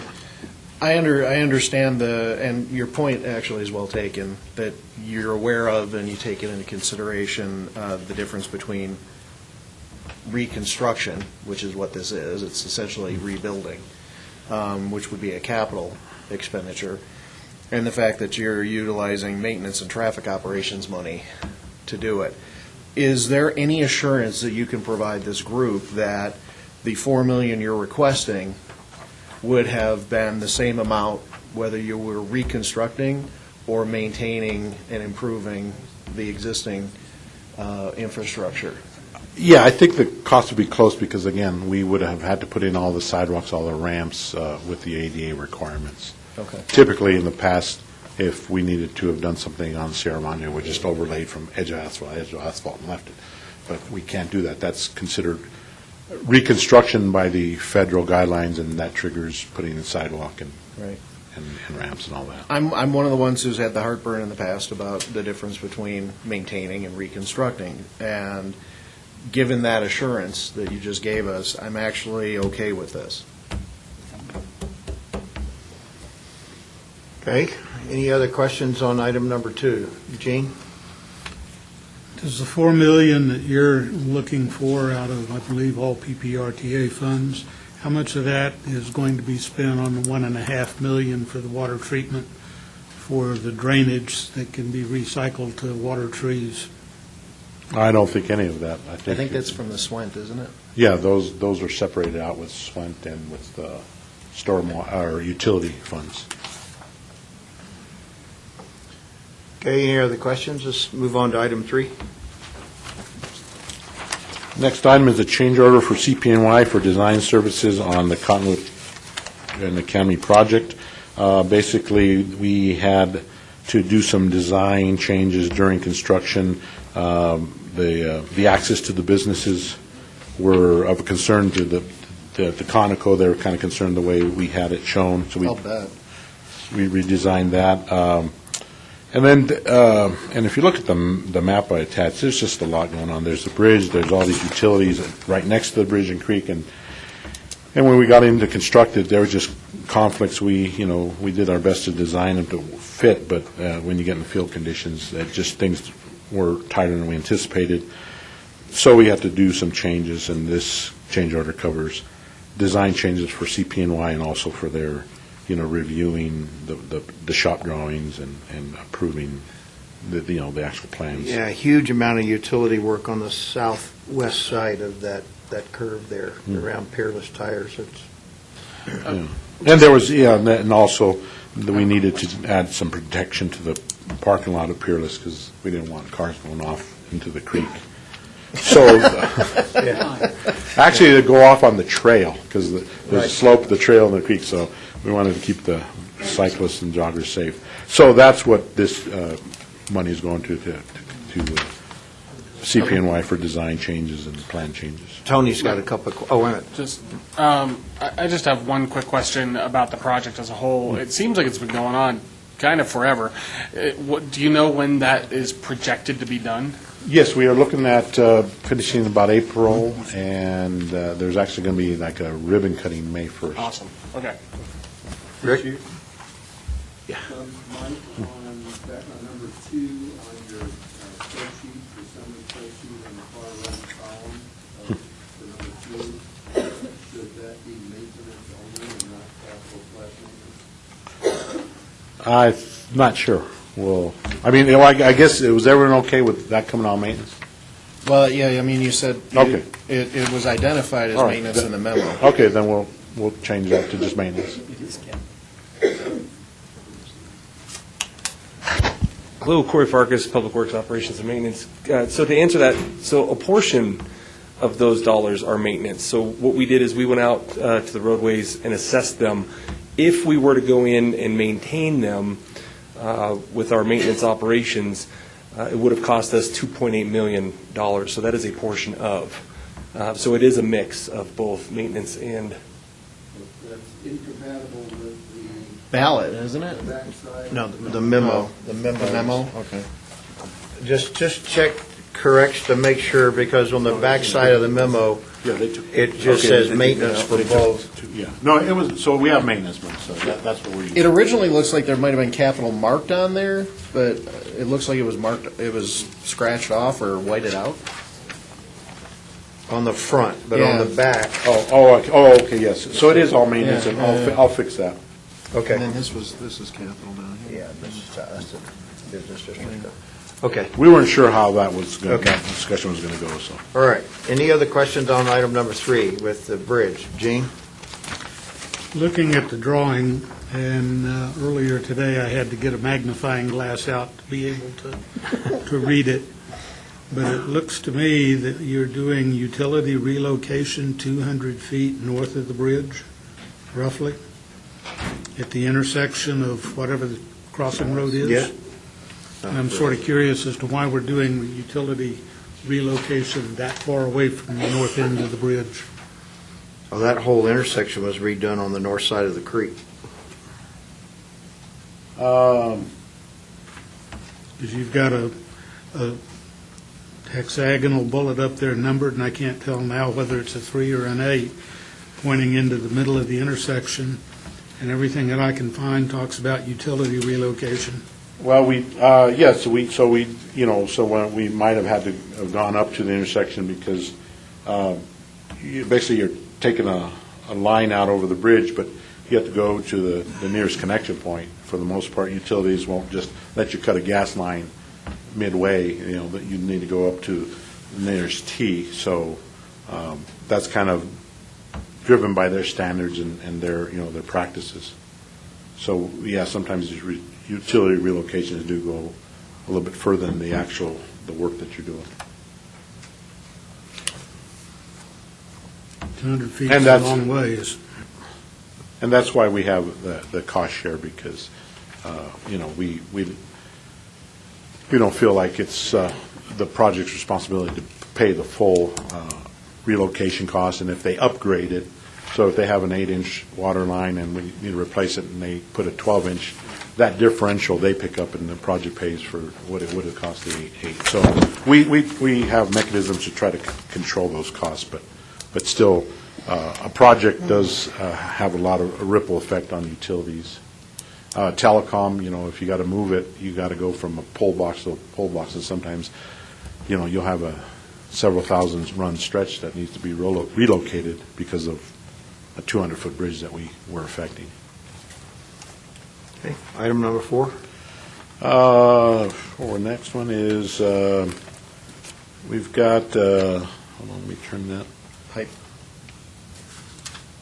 We've got a we've got a rehabbing a cast pipe under Academy using a cast-in-place cure liner, and on the map that it goes under Academy near Serendipity. On the map, you see a little red rectangle, and that's the area where we're rehabbing that pipe. It's deteriorated and needs to be fixed. And so that's a maintenance operation category. Any question on that one? Is that, okay, that's a bit, so you're looking at 53,550? Mm-hmm. Okay. That's actually not a bad price. No, and we really are happy with this relining pipes instead of having to dig them out and replace them in whole. Next item, we have a major maintenance project on South Rock Rimmon from Delmonico to Vindicator, and basically that road's in really bad shape. So Streets is having to do some reconstruction of the roadway, and they've got a lot of concrete work, ramps, curb and gutter, drainage that they need to fix as part of the thing. So they went out to bid on this, and they've got Smith in at the low bid of $5.4 million, and this is maintenance, a maintenance category item. Could I ask a question, and it may be directed at Corey? You passed 2C, you had some significant problems, and Corey had laid out a plan, had it all mapped out to set the city out in 4 quadrants. I'm not attacking you, Corey, just hang on. And he did a great job, and then he had to rearrange things because you were smart enough to get utilities involved. How was this missed? And would that be inspected? Stormwater drain? Are you talking about rock rim? Yeah. Yeah, no, this is surface drainage that, we're having to fix, some of the surface, the curb and gutter, the bubblers. The drainage structure would be the inlets. It's not number 4? I thought that's what he said. No. Didn't you say it was a $5.5 million? Number 4 is, we're done with that. That was a relining of a pipe. We're on number 5. Yeah, I'm sorry, I said 4. I meant 5. Are you talking about the $5.5 million project? Because we talked to Corey before. And I guess what I'm asking is if it was inspected, who was it inspected by? I guess I'm not understanding the question. So South Rock Rimmon is a $5.4 million roadway project that includes over-excavation. The subgrades are really bad. Over-excavation of the roadway, bringing in new material and repaving. And prior to doing that, we're doing the pre-overlay concrete work, like we always do, and the concrete's really bad. Along with that pre-overlay concrete work, there are some inlet structures in the curb and gutter that will need to be maintained as well. And so there's that aspect of the roadway will be drainage, anything under the road. And I don't think this road was missed. I think I've lived up in that area of town for 20 years, and Rock Rimmon has always been messy and full of potholes. When it came online for overlay, Corey's people go out and look at it and say, well, we can't just overlay it. That does no good. And so it became more of a major reconstruction project. I'm not questioning that. I did understand you right, Corey. Isn't it like this right now? And part of that was caused by a joint slippage between some stormwater stuff? No. It's bad soils. That whole area is really bad. Fine. Scott? Yeah, I've driven that road a lot of times, and it's always been a roller coaster. It's obvious the earth's moving a lot. What's being done this time around to mitigate that from happening in the future? Take the bent knife. Yeah, and that's where the landslides were, just across that valley on the other side as well, so there's some unstable soil there as well. The housing development that's going in there, where the filling station is and the building and the entrance and exits to that, right now, some of that traffic entering there is impeded by the median on the further west as you go up around that, but you're going to fix all that at the same time, I promise. Developer paying any of that? No. I knew the answer, but I thought I'd ask. That road needs it. Big way. Yeah, there's houses up there that actually have Jim? engineered basements. You commented about that being in a slide area and unstable soils underneath. Is anything being done to stabilize it as part of the project, or are we going to Probably repave it, and then in 3 to so 5 there's- years or 10, it's going to be right back the way it was? And hence the because of $5.4 stability? million price tag, right? This is not just a mill and overlay. There's curb to curb, end to end, from Vindicator all the way to Pro Rodeo. There will be a minimum of a 13-inch overdig on the entire thing, with Class 6 being brought back in, recompacted. And so, this is not your normal mill and overlay on this project. We can't do that. So that's, again, hence the price tag and why we went out to bid on it. Are there any geotextiles being considered? Actually, yes. So we will be using, I believe, correct me if I'm wrong, TX7.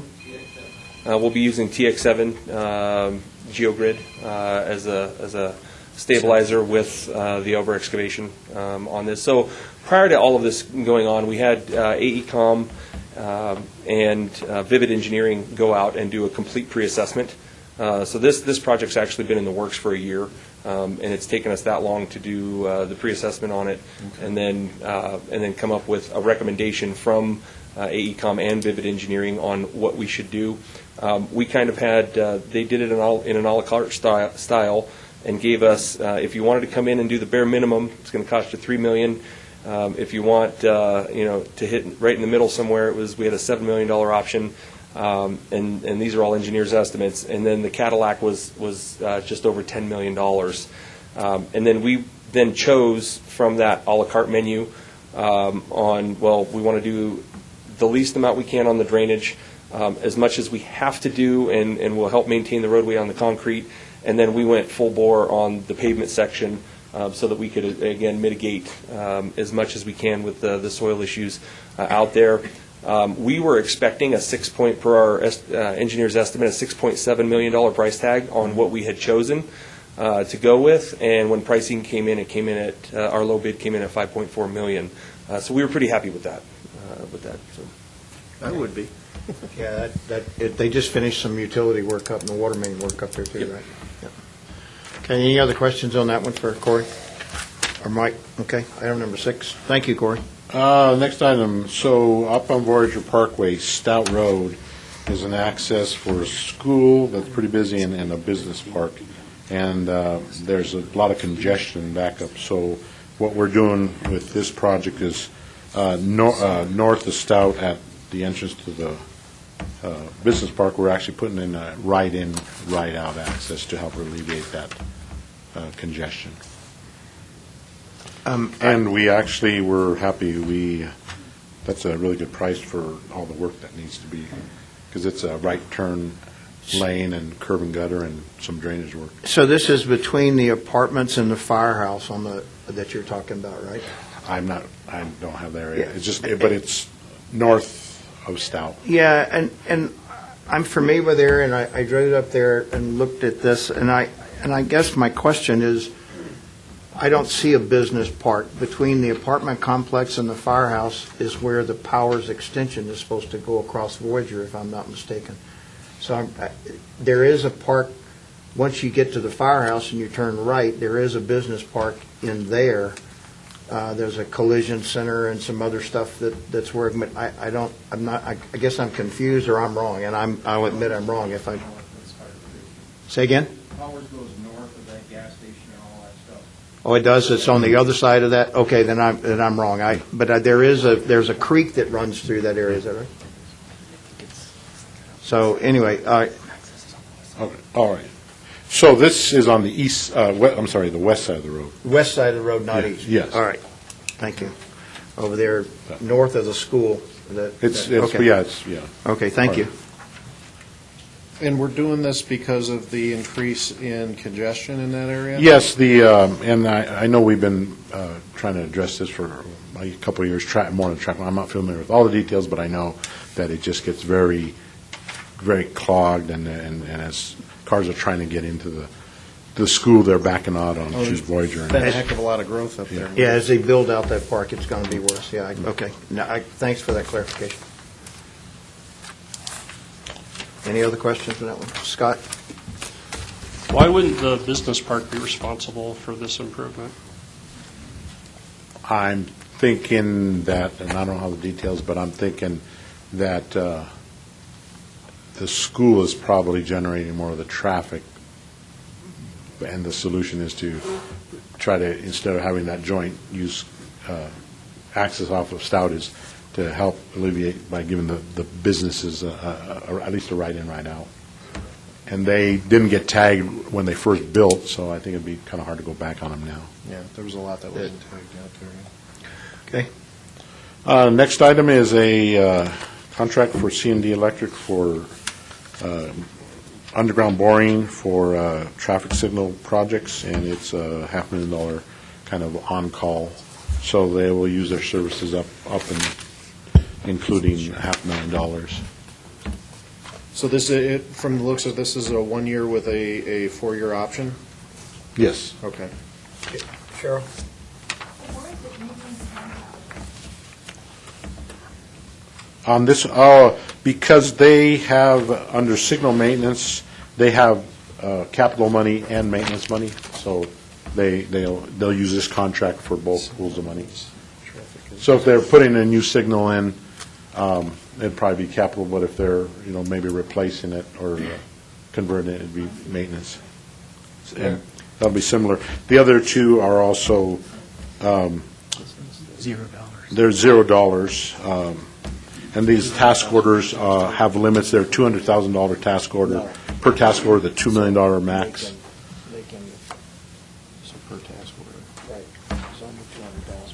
Mike, I have two questions. One's really important. Is it more expensive if you drill and bore for a blue conduit, or an orange, or white? Now seriously, what's the average price per foot, and does it vary for, say, you, a 3.5-inch conduit, and I'm a 6-inch, or something like that? I'm not real familiar what the unit price is. It is, it's more, it's more effective than open trenching. Oh, yes. And much less disruptive. I'm kind of curious But- how they can miss me, a buried line, but I go dig it open trench, and I'll nail it every time. Well, those boring guys don't always miss. Kind of We've found a lot of storm sewer that's got a little plastic pipe kind of going right through the middle of it. So these are task order based, so they're $0 and they'll be used on a task order basis for C&D electric sturgeon for signal installation. Any other questions for Mike on these last two? Okay. Reb? I would like to make a motion to approve items 1 through 9 exclusive and 2, and put item number 2 on a vote by itself. Second. Seconded by Brian. So the motion is to remove item 2 and vote on it separately and have 1 through 9, so that's essentially the motion on the table. And Brian seconded it.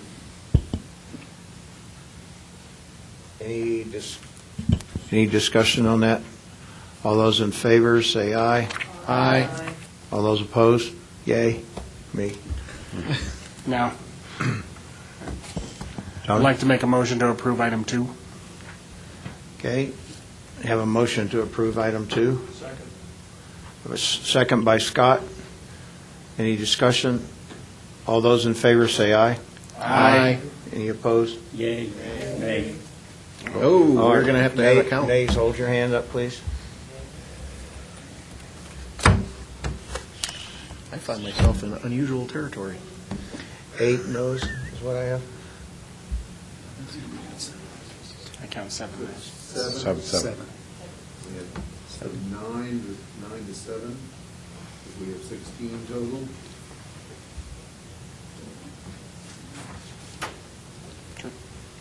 Passes 9 to 7. So the board gets to hash this one out. So we separated out and we've approved item 2. Do I hear a motion to approve item 1 through 9 minus 2? So Oh, moved. that was his motion? Okay. Okay, sorry, my bad. Okay, Rick? You have the cheat sheet for the Robert's rules in your in the cover of your folder. My recollection is that this is going to take 3 motions. One is to bifurcate. Right. Right. The second is to vote on Each item. and then- Yeah. So 3 total motions is my recollection. That's where I was going, but I stood corrected. So I make the motion that we approve items 1 through 9 exclusive of 2, which we just voted on. The first vote was to do the bifurcation. Mhm. Then Tony made the motion for number 2. And I'll second this one. And now we have a vote to vote on 1 through 9 minus 2. That's Right. been made by Brian and seconded by Tony. Okay? So all those in favor of 1 through 9 minus number 2, say aye. Aye. All those opposed? Okay, motion carries. Thank you. I'm going to hang on to this one. All right. Any member governments or other reports? City Transit. Brian. Mr. Vituli. Good afternoon. Brian Vituli with the City of Colorado Springs Mountain Metro Transit with your monthly transit report. For the month of January of this year, we provided 241,000 one-way trips on our fixed route service. That's a decrease of a little over 1% from January of 2018. And there were a difference of weekdays and Saturday and Sundays, so we're not too concerned with that minor decrease for January. For ADA paratransit service, we saw a decrease of 7.8% for the same time period. And, you know, as you remember from month to month, ADA paratransit ridership fluctuates quite a bit. We did dig into this decrease, though, and it seems like, approximately 45% of our ADA paratransit rides are for day programs. And there were several weather events in January where sometimes these day programs close for the day or they start late. And so that 45% of your rides are going to those day programs. That really impacts the ridership on those days. So that's where we're thinking the decrease came from for this month. For Vanpool ridership, after Rick sent out the packet last week, we noticed some errors in the Vanpool ridership. So if you look at January 2019, the table for January 2019 ridership, the weekday ridership should be changed from 3310 to 3896. And revenue service hours should change from 1407 to 1619. And in the text portion above the table, it was noted as 3314 one-way trips reported, but that should actually say 3,900 one-way trips reported. So we apologize for that. So that brings a very slight decrease of 0.4% for that time period. And I'd also like to say next week at the PPACG board meeting, there's a collaboration between the Denver Regional Council of Governments. They're kind of leading the charge on travel demand management programs for the I-25 GAP project. There's going to be staff from DRCOG coming to the board meeting next Wednesday, presenting all the different van pool, carpool options for people who are looking to perhaps get out of their car during the I-25 GAP project. So that's a good thing to hear if you're available to attend, or perhaps PPACG will be able to send out the presentation to the RTA members. Project updates, it's pretty much the same as last month. Our spring service change includes implementing our new Route 38, which will go from Academy and Union up to the new Memorial North and Children's Hospital. Memorial North has been there, but the new Children's Hospital. So we're excited about that. Manitou Springs requested to decrease the operating hours of Route 36. So that's their Manitou Avenue shuttle. And we're doing some slight scheduling adjustments to a couple routes to improve connections and on-time performance.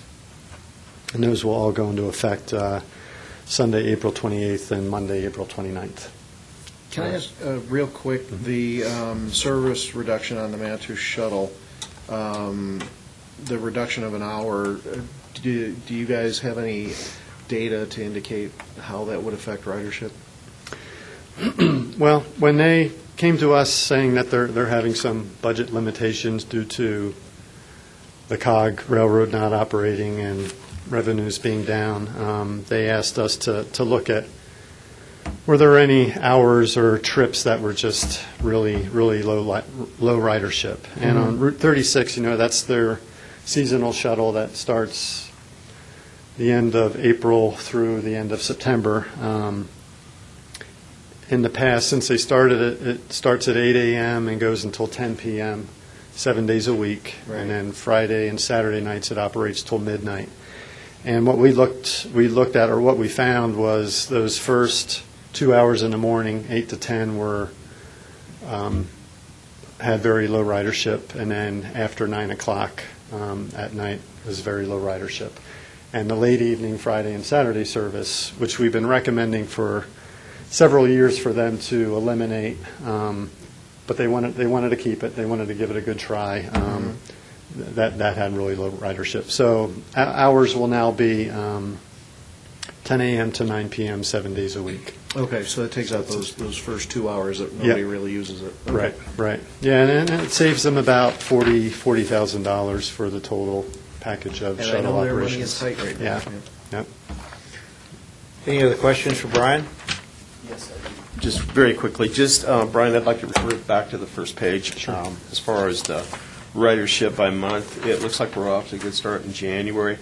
We've had quite an unusual winter compared to the last couple. And so I'm wondering, do you think we'll see a trend with that if the weather stays the way it is? Could that possibly skew the data? I mean, I'm hoping that all the work that you've done is going to be reflected in here. But between Uber and possibly the issues with the weather, I'm just hoping that we don't get any false positives with that. But I think with everything that you've done, I think we'll see that get to a point where we're going to exceed February for the last year. How do you feel about that, just very quickly? I think so. I mean, we've already seen February ridership, so you'll see that next month, and Okay. February seems to be up for this year. So we're happy with that. And ridership tends to trend a little bit lower in the wintertime, and it kind of depends. Sometimes people, if they have an option, if there's bad weather, they'll choose to use the fixed route system, and that's not always the case. But we're pretty hopeful that we're going to continue to see an upward trend. Yeah. Okay, thank you. Sure. Any other questions for Brian? Thanks, Brian. Okay, thank you. Appreciate it. Okay, next item on the agenda, PPRTA 1 capital project update. That's an informational item. I thought the memo kind of described what they were going to do, but does anyone have any questions for Mike on that particular item? It looks like we're closing out RTA 1 here pretty quickly. Yes. So that's the good news there, I think. All right, having not seeing anybody with burning issues, how about item, what are we at, 7B? No, where are we? 7C. 7C, sorry. Look at my own check marks. Colorado Springs monthly change order, again, informational item. On any of those, anybody have any questions or comments on change orders, maintenance logs, or task orders? Seeing no one jumping up. Let's go to item 8A, report of recent board actions. Thanks, Mike. Report of recent board actions. Would you want to hear from Bev on that? Oh, yes, Bev, do you want to give us that number, please? This is going back to the I-25, or the contribution to the gap.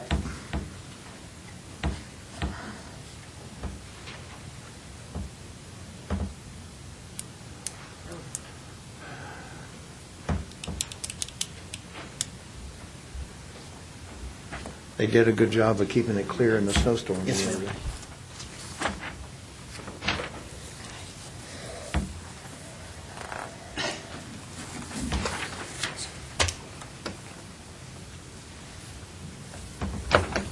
All right, Bev. Okay, so this is the calculation for the revenue over budget, so this will be in the amended 2019 budget.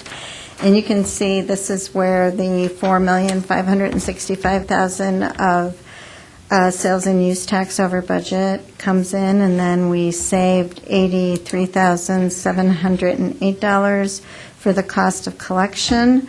That's a fee from the state. Interest earnings were $1,681,000 over budget, and administrative savings were $241,000. So $6,571,000 then gets allocated, 55% to capital, 35% to maintenance, and 10% to transit. And those are right there, lines 9 through 11.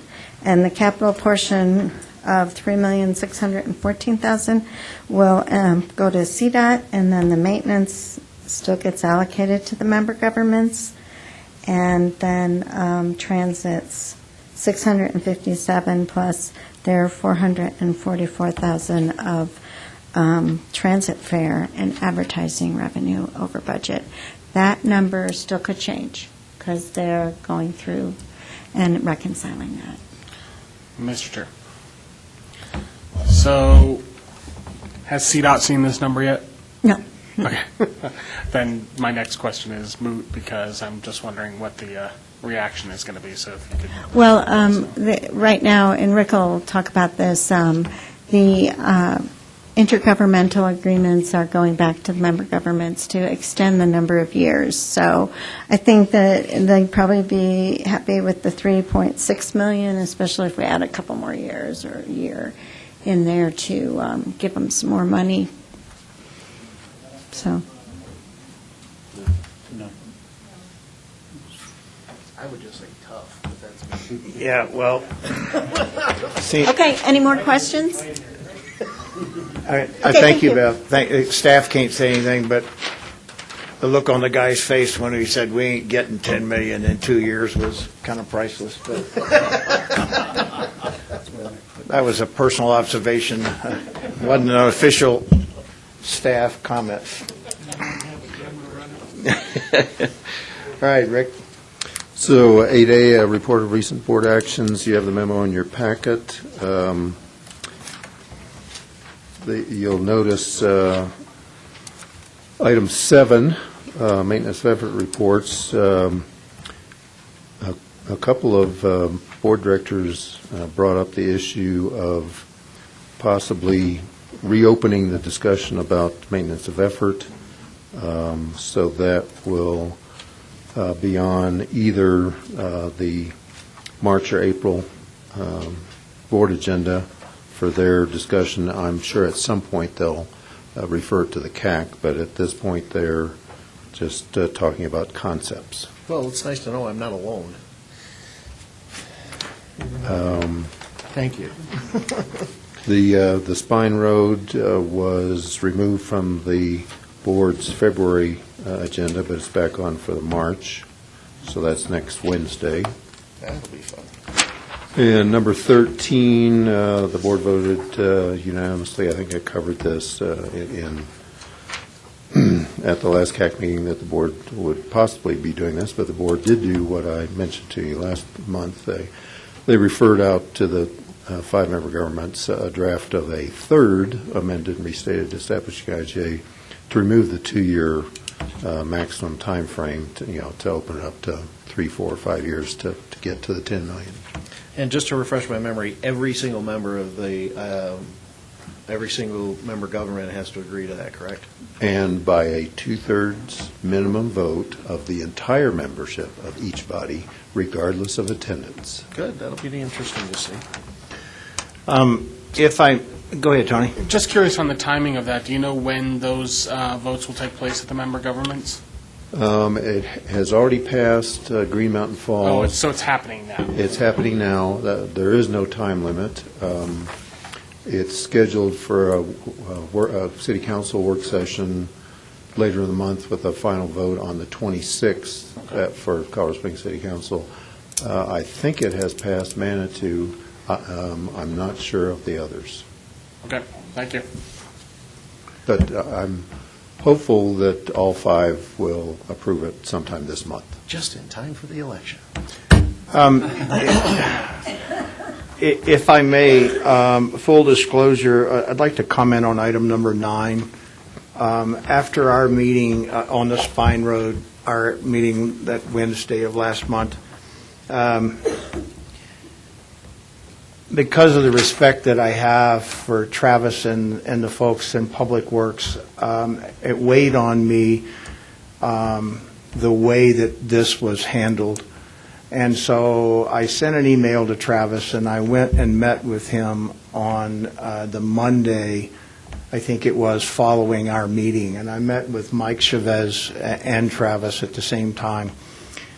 And I had asked Rick to print out all of the comments from the tape, and the staff did that.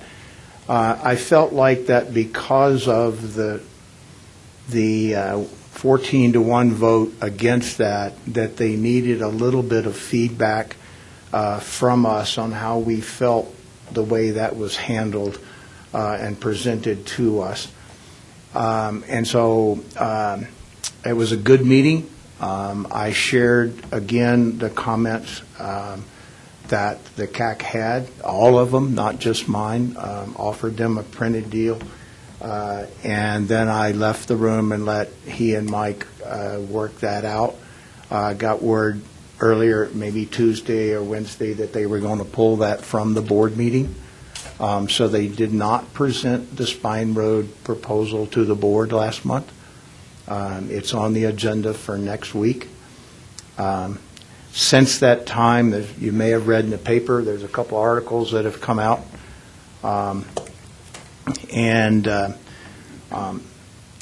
Personal opinion, not as the chair, but personal opinion, the way this is came out in the paper is mildly disappointing to me, in that it's put, in my opinion, the CAC, the RTA as a general, over a barrel here because of the negotiations with UCCS. The state regents have approved it. It's out there. Now it's in the public eye. And I'm not saying that the city staff necessarily had anything to do with this. I'm not pointing fingers. I'm just saying that personally I'm disappointed in that we are in the position we are of having mud in our face as the RTA. I'm particularly sensitive to this, given that we're eventually going to have to hopefully extend to an RTA 3. We've got 2C coming up, all of the goodwill and the work that's being done here. We don't need negative press. And so I don't know how the board's going to come down on this, but I wanted to let you know the actions that I took on behalf of the CAC to go meet with the city and discuss our concerns about how it was presented to us. So I just wanted to share that with you at this point. Appreciate that effort. Rick, will we have an opportunity to attend, and I'm talking about the entire CAC, don't we have the opportunity to speak about it? Certainly. Okay. Yeah, you're welcome to come to the board meeting. But like I said, I actually offered a copy of the printout of all the comments. So it was a good discussion. I personally have a lot of respect for Travis and the work that the whole Public Works Department is doing for us. Is it ideal? No, but no organization is. And so out of respect for that, I felt like that I needed to go do that. So I just wanted to share that with you. Jim, will you be, since there was kind of a skip of a month, when that item comes up, will you be presenting our point of view on that subject? Yes. Okay. I will present next week what I would have presented last month.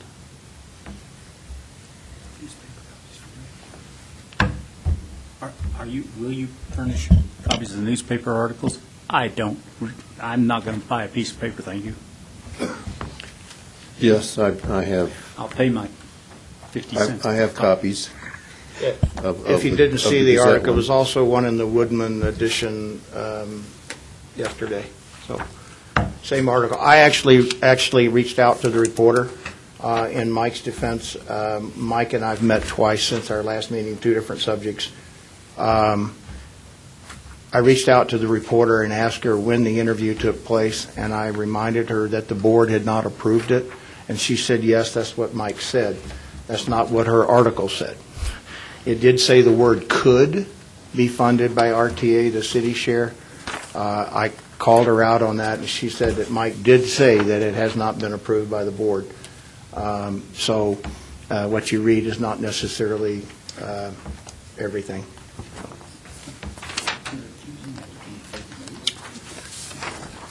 Biased news? Okay. Not so, no such thing. Legislative report. Rick? Okay, there are two bills that the board chair and vice chair sent to the CAC to discuss and then provide a recommendation back up to the board.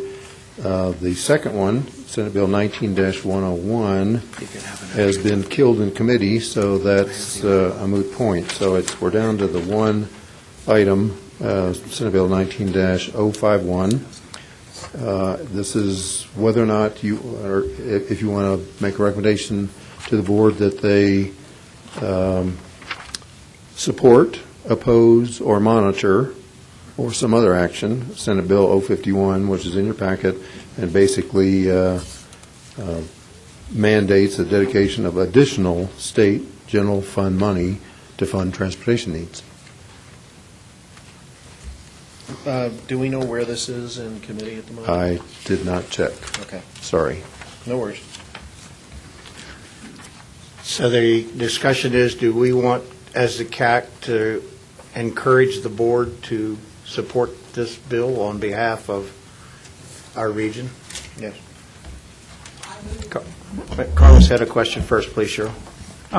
The question, I did look up the status. 051 is under consideration, and 101 has been postponed indefinitely. So it's dead, yeah. It killed in committee, that's what we heard, yeah. Go ahead, Cheryl. I would like to move that we support Senate Bill 19051.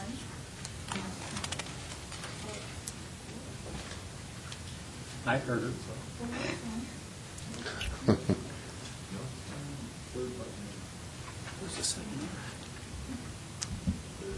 There it is. So sorry. Pushing all the wrong buttons. I'd like to move. That happens in this committee once in a while. I thought that was my job. I'd like to move in to support Senate Bill 19051. I believe that it is long overdue. Second. I second. Second by Reb and Tom. Third, fourth. All those in favor of making a recommendation to the board that the board support Senate Bill 19051, I'll say aye. Aye. Any opposed? Thank you.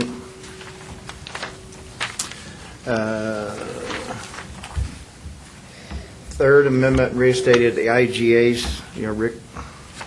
Just information, I think I already covered this, but the board did refer out the Third Amendment and restated establishing IGA to remove the 2-year maximum. And we hope to hear back from all 5 member governments this month, and if so, then we can make payments to CDOT for the gap over a 3, 4, 5-year period. I have a question, if no one else does. So the amendment that's being considered removes the $10 million and the time frame. Just the time frame? Just the time frame. I've overlooked that part of it. I knew that the goal was to remove the time frame, but I somehow overlooked the fact that the $10 million was still in there, so my apologies. Can I ask real quick, just a general poll of the members, outside of this committee, has anybody heard anything in the public regarding this? That's my concern, is that the public doesn't know this is going on. No, that the time frame or the dollar? The time frame removal. It was not on the ballot. Time frame was not on the ballot, just I know, just but the $10 million. I still have a feeling that a lot of the public might feel the same way a lot of us do. Well, no, I'll let it go. Haven't heard anything. Any other questions on the IGA? Okay, quarterly reports from member governments. Anybody got any questions on that? Again, for the new members, it's a great report. CDOT's I-25 gap update. The new items are in red. Appreciate you pointing those out and using a different font, a different color. That's just information. And status of the Walmart lawsuit. Oh, I'm sorry, Larry. Rick, what are the chances of them, with you talking to the state people, what are the chances of that package 4 and the county line bridge being included as part of the project? Is it still fairly iffy, or is it more positive? I don't have a clear answer for you, Larry. I'm just waiting to hear. They apparently have a process between several CDOT departments, and there's a bridge enterprise department, so I think it's one department talking to another department to try to get some money for the bridge. Okay, all right, thank you. Does the outcome of that Bill 51 have any impact on it? It might.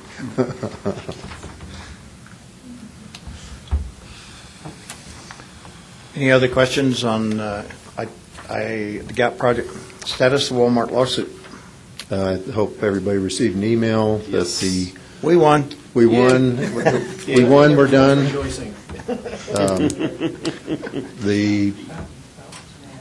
The State Court of Appeals, the State Court of Appeals found in our favor, our being collective, DOR and us, because Walmart sued both Pikes PPRTA and the state. State Court of Appeals found in our favor, and then it was appealed by Walmart up to State Supreme Court, and they declined to hear it. So that means that the Court of Appeals decision is final. So, go ahead, Red. Rick, how, a little birdie told me that the city is planning or looking into annexing the U.S. Air Force. The Northgate thing, the museum? Yes. Oh, God. And I'm kind of curious, after Fountain, wouldn't you reconsider? Why would you? I guess I don't understand how you can go off over here and say, I want to re-annex that. It's going to be a tax incentive. I'm not familiar with that, but if it's unincorporated county, then that's in the RTA. If the city annexes it, then it's still in the RTA. So why would you annex it? Because then you have to maintain it. I'm just trying to say, why would I get misinformation like that? Because the city of Champions, it must be within the city limits to be part of the city of Champions to that part. That's the primary thing. Carlos, you had a comment? And it's also part of a bigger operation of tying utilities from the Tri-Lakes area into Colorado Springs utilities and all of that. Carlos? Oh, it was just a question. Now that this lawsuit is behind us, do you have an estimate on what it was cost, our legal fees, for defending ourselves in this lawsuit? We can generate that and have that for you next month, or an email in between, but I don't have an estimate right now. Loser pays, right? No, Well, not in this case. Correct me if I'm wrong, but the bigger implication of this statewide is that it affects other proposed and other RTAs in that you can't have a city annex part of something and exclude itself from the RTA and the tax revenue by that deal. So it's a precedence in my book in terms of behavior by communities surrounding an RTA and preserve the whole intent of the RTA from a tax perspective and revenue. So it was a good deal and well worth whatever it was going to cost us. So personal opinion. Could I expand on that? It isn't just RTAs. There are public improvement districts, special improvement districts, fire districts, and similar. So it had major implications across the state. And the precedence was important. Okay, any agenda topics for next meeting? Anyone have anything burning? Tom? Our last two meetings, we've had split votes, one decidedly split against, and this time partially split toward this issue of how do we determine the difference between maintenance funds and capital funds. I'm wondering if we need to get an agenda item to talk about getting more specific on how that determination is made, because as Mike pointed out, there isn't really any definition today, and we're seeing more and more of this sliding scale of what's new construction, what's reconstruction, and what's maintenance. Rick's got us a smile on his face that is probably a worm he doesn't want to open. This comes up every few years. Yes, that's Brian summed it up. There's no definition of maintenance in any document. It's been a gray area for Ever. probably the last 10 of the 14 years.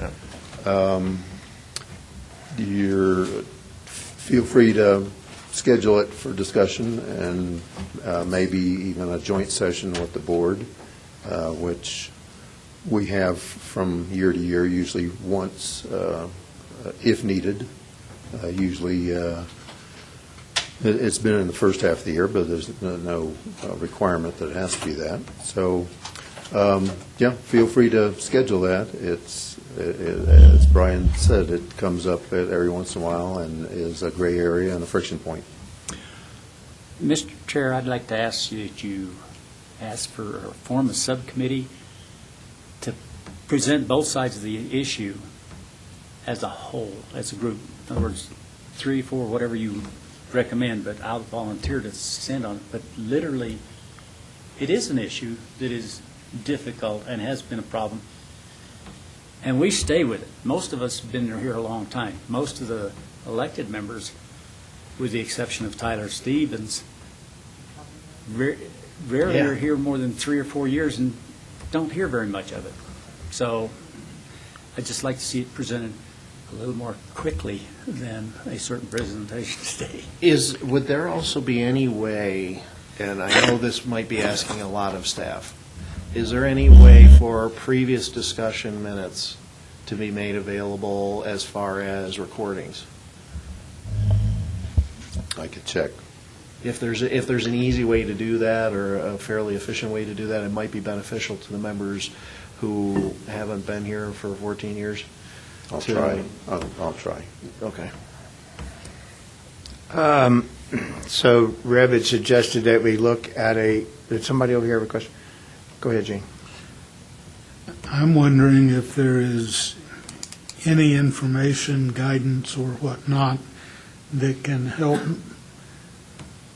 delineate between capital and maintenance that has already been done that would save work for either the board or the subcommittee, however we decide to proceed.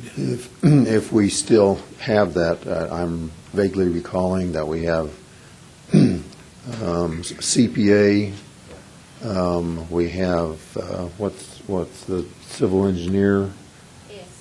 Yeah. We might have an IRS. It seems like there was some research, and we had 3 or 4 professional organizations weighing in. I just hope we can find that. If memory serves, though, they didn't agree, and that was part of the problem. Correct. Correct. We recently had a discussion in the pre-board meeting. Jim was there, Rick was there, and it was between this attorney and the, it was board chair, wasn't it, Dave? And when I say that, they had pulled out a whole bunch of legal things, including the Webster's Dictionary, and there was no consensus of what a certain thing meant, not this particular subject, but it was literally So it's a subject that is, I suspect, maybe remain controversial, but the only purpose I have would be to make it easier on people like Rick that has to referee the board. But literally, it's always going to be a topic of discussion. Yeah, and I guess the board ends up making that call. It's all improvement to the area. So Rev has made a recommendation that I put together. I guess you guys tell me, is this something we want to open up? You want me to work with Rick and come up with a recommendation and bring it back next month? Is that okay? We kind of put something together versus just hashing it out in open forum and throw it out? Okay. All right. I'll work with Rick to come up with something. That leads me to item 10. I will not be here next month. I'm going to be in Texas for a vacation. So I'm retired. No, this has been planned for a year, so I will not be here next month. So you guys got it. So thank you. Any other communications that, Tony? Yes. I was hoping before people walked out the door, but, so last time I left early, because my wife, we thought had gone into labor. It was a false alarm, but the next day wasn't. So, so I, as of tomorrow, have a 4-week-old daughter, named Gabriella Marie. Awesome. Awesome. Congratulations.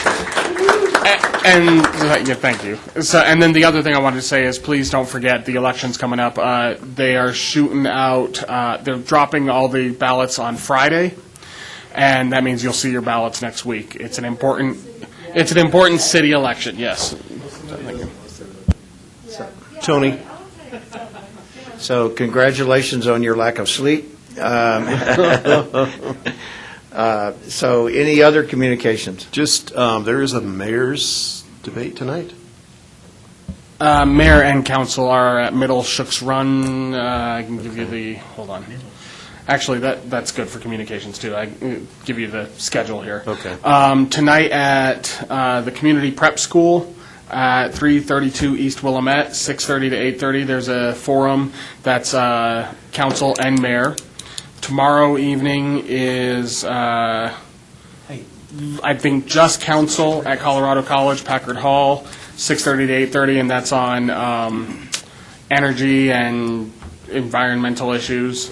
And then Saturday evening is a big one at El Pomar, hosted by the Gazette, KOAA, and El Pomar Foundation, 5:30 to 7, and that is going to be council candidate forum as well. Okay, tomorrow night. One last thing. Tom? PPACG on Wednesday, the board will hear a presentation on ramp metering for Colorado Springs. Ramp metering emissions? On the interstate. Emissions? Yeah. Oh, yeah. Okay, right. Yes. Okay. Next Wednesday morning at the okay. PPACG.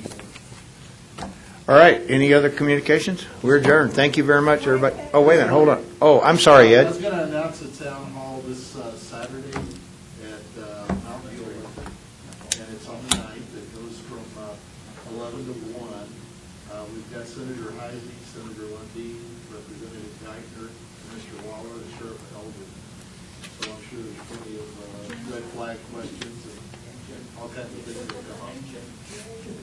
Yeah, I'm sure Jim is. Any other communications? Sorry to overlook you there, Ed. All right, we're adjourned. All right, thank you. It's not as vocal as Red. Thank you. I heard that. Thank you.